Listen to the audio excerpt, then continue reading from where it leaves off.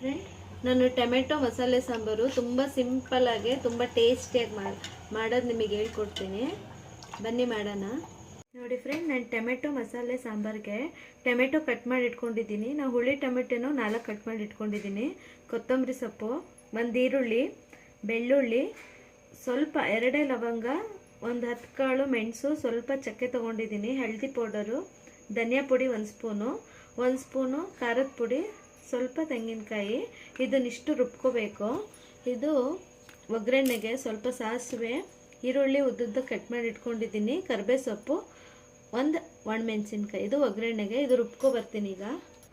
ನೋಡಿ, ಎಲ್ಲ ಮಿಕ್ಸಿಗೆ ಹಾಕ್ಕೊಂಡಿದ್ದೀನಿ. ಸ್ವಲ್ಪ ಟೊಮೆಟೊ ಎಲ್ಲ ನೀರು ಬಿಡುತ್ತೆ, ಸ್ವಲ್ಪ ನೀರು ಹಾಕ್ಕೊಂಡು ಈ ಸಣ್ಣಕ್ಕೆ ರುಬ್ಕೊ ಬರಬೇಕಿದು. ಒಂದು ಪಾತ್ರೆ ಇಟ್ಕೊಂಡಿದ್ದೀನಿ ಒಗ್ಗರಣೆಗೆ. ನೋಡಿ, 1 ಸ್ಪೂನ್ ಎಣ್ಣೆ ಹಾಕ್ಕೊಂಡು, ನೋಡಿ ಎಣ್ಣೆ ಕಾದಿದೆ.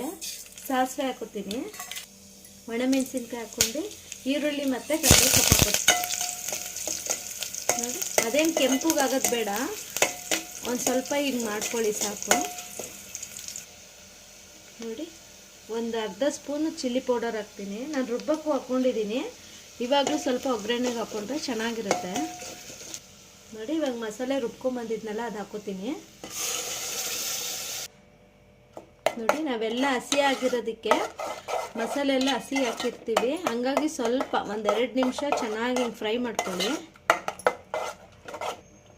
ನೋಡಿ, ಚೆನ್ನಾಗಿ ಫ್ರೈ ಮಾಡ್ಕೊಂಡಿದ್ದೀನಿ 1 ನಿಮಿಷ.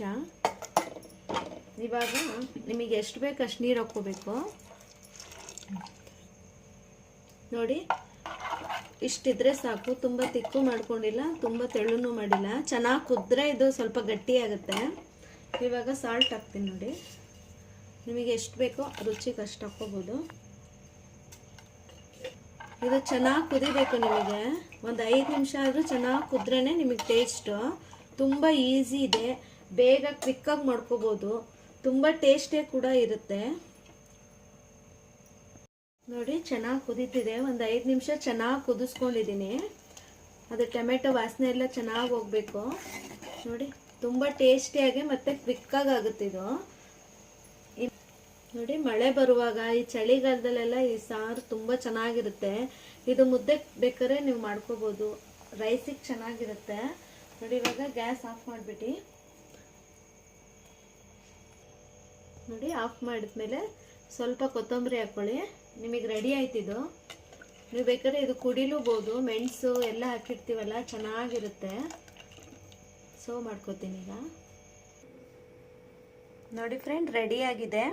ತುಂಬ ಟೇಸ್ಟಿಯಾಗಿ ಈಸಿಯಾಗಿ ಒಂದು 10 ನಿಮಿಷದಲ್ಲಿ ಮಾಡ್ಕೋಬೋದು ಇದು. ಒಂದ್ಸಲಿ ಟ್ರೈ ಮಾಡಿ, ಹೇಗೆ ಬಂತು ಅಂತ ನಮಗೆ ಕಮೆಂಟ್ ಮಾಡೋದು ಮರಿಬೇಡಿ ಪ್ಲೀಸ್. ನಮಗೆ ಸಬ್ಸ್ಕ್ರೈಬ್.